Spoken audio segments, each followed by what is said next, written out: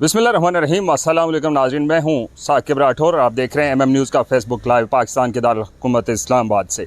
नाज़रीन का 16 अगस्त को सानिया जड़ावाला होता है और उसके बाद मसीह बरादरी में गम के पहाड़ टूट जाते हैं।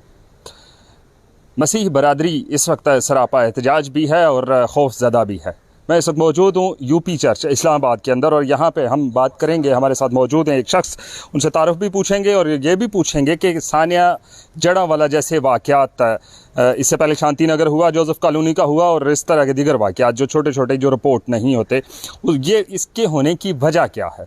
अस्सलाम वालेकुम। जी वालेकुम सलाम। सबसे पहले तो अपना तारुफ करवा दीजिएगा। मेरा नाम शिजान डैनियल है। मैं अरसा 20 साल से इसी जगह पे रह रहा हूँ, फ्रांस कॉलोनी में। ये सेक्टर है F7 का। ये बताइएगा कि सानिया जड़ावाला होता है और उसके बाद मसीह बरादरी जो है वो एहतजाज भी करती है और खौफ में भी मुब्तला हो जाती है। ऐसे वाक़यात क्यों होते हैं? जी शुक्रिया जी, मैं शुक्र करता हूँ खुदावंद यीशु मसीह का, जिसने आज के दिन तक हमें ज़िंदा और सलामत रखा। जहाँ तक आपने जड़ावाले की बात की, ये कोई नई बात नहीं है हमारे लिए। ये हमारे साथ जब से हमने ये राय मौला वोट दिए थे पाकिस्तान बनने के लिए, उस वक्त से लेके आज के दिन तक 73 के कॉन्स्टिट्यूशन को पढ़ ले, वहाँ भी हमें जो हमारे साथ सलूक होता है वो आप लोगों के सामने है, वो बताने की ज़रूरत नहीं है। उसके बाद जब पीपल्स पार्टी की गवर्नमेंट आई भुट्टो साहब के दौरे इक़्तिदार में, तो हमारे स्कूल, मजहबी अदारे, मिशनरी अदारे, एजुकेशन, मेडिकल सब कुछ छीन लिया गया था, जो कि आज तक मुकम्मल तौर पर हमें वापस नहीं दिया गया। यानी कि इसका मतलब यह है कि हमें जानवरों की तरह रखा जा रहा है इधर इस मुल्क में, और ऊपर से कहते हैं जी ये बराबर के शहरी हैं। वो कायद-ए-आज़म था जिसने हमें हकूक़ दिए थे। उसके बाद जो भी आया ना, उसने इस अक़लियत को दबाने की कोशिश की है। एजुकेशन के हकूक़ लिए हैं, मैंने इतने ज़बरदस्त तरीके से हकूक़ छीने गए हैं कि हम सोच भी नहीं सकते कि इस तरीके से हमें मारा जाएगा। ये हमने जो इस्लामी तारीख़ पढ़ी उसके अंदर भी ये लिखा गया है कि तमाम अक़लियतों के, किसी भी मुल्क के अंदर अक़लियतों के जो हकूक़ हैं वो आम शहरियों के बराबर हैं। पाकिस्तान क्योंकि इस्लामी मुल्क है और यहाँ पे भी कॉन्स्टिट्यूशन के अलावा शरीयत जो कहती है वो भी यही कहती है। तो क्या आपको लगता है कि कहीं ना कहीं फ़र्द वाहिद की वजह से पूरा पाकिस्तान बदनाम हो रहा है? जी बिल्कुल, आपने ठीक जवाब सवाल किया। मैं ये समझता हूँ कि हमें मकान बनाने की या हमदर्दी जताने की ज़रूरत नहीं है। बेसिक जो चीज़ है वो है अपना माइंड सेट चेंज करने की। जब तक हमारा माइंड सेट चेंज नहीं होगा, हमारा कॉन्स्टिट्यूशन चेंज नहीं होगा, हमें कैसे यकीन होगा कि हमारे लिए ये बेहतरी हो रही है? मकान बनाना कोई फनकारी नहीं है, वो तो पहले भी टूटे, पहले भी बन जाते रहे हैं। मुझे इस पिछली गवर्नमेंट में एक बहुत अच्छा एक लीडर मिला था, जो हमें एक उम्मीद की नज़र आ रही थी कि हमारी एक बेटी थी जिसका नाम था आसिया बीबी, शेखपुरे से बिलोंग करती थी। उसका एक केस आया था और ये चीफ जस्टिस साहब थे, अल्लाह उनको ज़िंदगी दे, साकिब निसार साहब ने दिन के वक्त फैसला सुना के एक मिसाल कायम की थी और हमें एक उम्मीद दिलाई थी कि आप लोग अक़लियत ज़रूर है लेकिन बराबर के शहरी भी हैं। उसके बाद उस वक्त के प्राइम मिनिस्टर ने भी एक स्टेटमेंट दी थी आके टीवी पे ऑन एयर आके कि ये कुरान और हदीस में ठीक फैसला है। उसके बाद हमें मज़ीद जो है तक़वीत मिली थी कि शायद हमें हकूक़ बराबर मिलना शुरू हो गया, लेकिन ऐसा बिल्कुल नहीं हुआ। एक तरफ सानिया मणिपुर था और अब सानिया जड़ावाला। अब यहाँ पे फ़र्द वाहिद इन्वॉल्व था और सारा वकूआ हो जाता है और मणिपुर के अंदर पूरी स्टेट इन्वॉल्व थी। अब इंडिया प्रोपेगेंडा कर रहा है, पाकिस्तान की बदनामत हो रही है, इसके ऊपर क्या कहते हैं? देखिए, इंडिया का तल्लक जहाँ तक है मणिपुर का, वो उनका अपना सेटअप है। हमारा जो यहाँ पे काम हो रहा है ये सियासी नज़रिए पे हो रहा है, जिसमें पंजाब की स्टेट जो है ये बिल्कुल बराबर की शरीक है, जिसमें मुझे कोई बरमला, मुझे कोई थोड़ी सी भी परेशानी नहीं है, जिसमें एक बंदा आके बरमला ऐलान करता है और वही IG पंजाब जो है वो आके उसको प्रोटोकॉल के साथ हमदर्दी जतला रहा है। अगर स्टेट इसमें इन्वॉल्व नहीं है तो फिर कौन होगा? हमने ये भी देखा कि वहाँ पे एक कतबा था लिखा हुआ कि मेरे जहेज़ को भी लूट लिया गया। एक किताब हमें मिली, बच्चा था, उसकी किताब आधी जली हुई थी। क्या समझते हैं कि इस तरह के वाक़यात होने से जहनों पे क्या असर पड़ते हैं?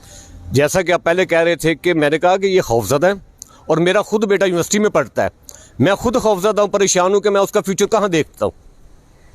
हमारे बच्चे जो हैं ये जिस तरह पढ़ रहे हैं, मुझे नहीं समझ आती कि हम किस तरह आगे सर्वाइव करेंगे इस मुल्क में रह के।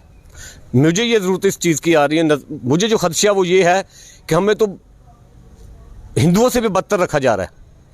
अभी दारुल में रहते हुए यहाँ पर लोग आपको इंटरव्यू नहीं दे रहे। क्यों नहीं दे रहे? कि खौफज़दा है, परेशान है, बच्चे स्कूल नहीं भेज रहे हम लोग, कैसे भेजें?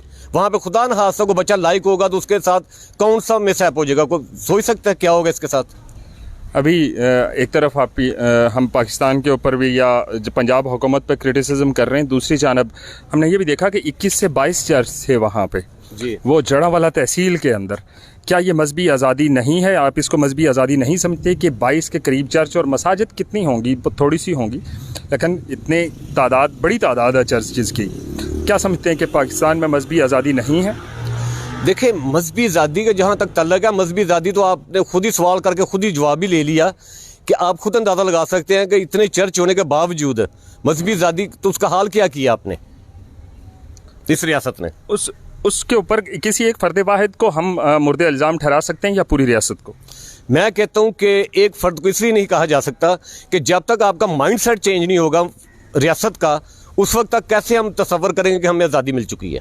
आप अपने जो मसीह बरादरी या मसीह भाई इस वक्त या बहनें इस ट्रॉमा की सूरत में हैं, उनके लिए क्या पैगाम देंगे? मैं तो यही कहूँगा कि जैसा कि हमारे कलाम मुक़द्दस में लिखा है कि लोग तुमको मेरे नाम से घसीटेंगे, मारेंगे, लेकिन जान देने तक वफादार है तो मैं तुझे ज़िंदगी का ताज दूँगा। हमारा भरोसा, ईमान उस खुदावंद के ऊपर है जिसने हमको तख्लीक किया। हमारा ईमान है कि हमारे साथ ये होगा और वो हो रहा है। दुनिया के किसी मज़हब में भी हमने देखा कि वहाँ पे पुरतशद्दद वाक़यात की कोई गुंजाइश नहीं है। इसी तरह मसीहत में भी है, इस्लाम में भी है। तो फिर ये क्यों किया जाता है ऐसा? इसलिए कि अपनी सियासत चमकाने के लिए, अपनी सियासी रिट कायम करने के लिए सब कुछ किया जा रहा है मेरी नज़र में। आप इसको ये समझते हैं कि ये सियासत चमकाने के लिए इस तरह के वाक़यात किए जाते हैं?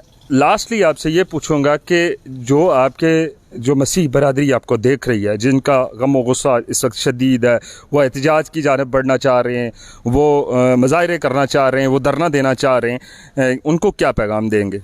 मैं तो यही कहूँगा कि चर्च छोड़ें और रोड पे इबादत करें, इसलिए कि हमारे चर्च ही महफूज नहीं रहे, हम खुद महफूज नहीं रहे। हमारी बच्चियाँ देखें फसलों में रही हैं, बगैर दुपट्टों के, बगैर चप्पलों के। बच्चे छोटे छोटे शेरा बच्चों को लेके बेचारी जंगलों में सोई हैं, खेतों में सोई हैं, रोडों पे सोई हैं। उनकी इज्जत का कौन वाली वारस होगा? अभी हुकूमत भी कुछ पैसे ऐसे दे रही है कि जी ये नुकसान हो गया, हम इसकी भरपाई करेंगे। आज प्राइम मिनिस्टर भी वहाँ पर, निगरान प्राइम मिनिस्टर भी जा रहे हैं। आपको लगता है कि हुकूमत अब जागी है?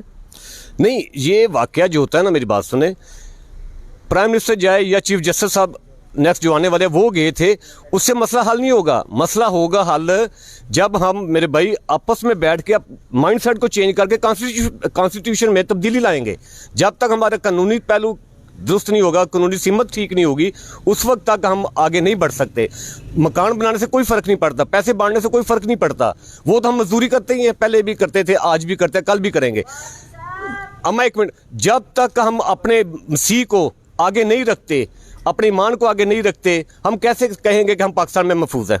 बहुत शुक्रिया आपके वक्त देने का। नाज़रीन, ये थे इस्लामाबाद से हमारे मसीह भाई, जिनके जज्बात भी आपने सुने, और इनका ये कहना है कि 16 अगस्त हमारी तारीख का एक सियातरीन दिन था, और इस दिन की मुनासबत से हमें ये सोचना होगा, इस माइंड सेट को तब्दील करना होगा, ना कि हमें जो इमदाद दे रहे हैं वो चाहिए, हमें अपने हकूक़ चाहिए। हमें इमदाद नहीं चाहिए, हमें अपने हकूक़ चाहिए। और ये जो माइंड सेट है एक पुरतशद्दद वाक़यात का, इसको तब्दील करना होगा। इस्लामाबाद से साकिब अली को दीजिए इजाज़त। अल्लाह हाफ़िज़।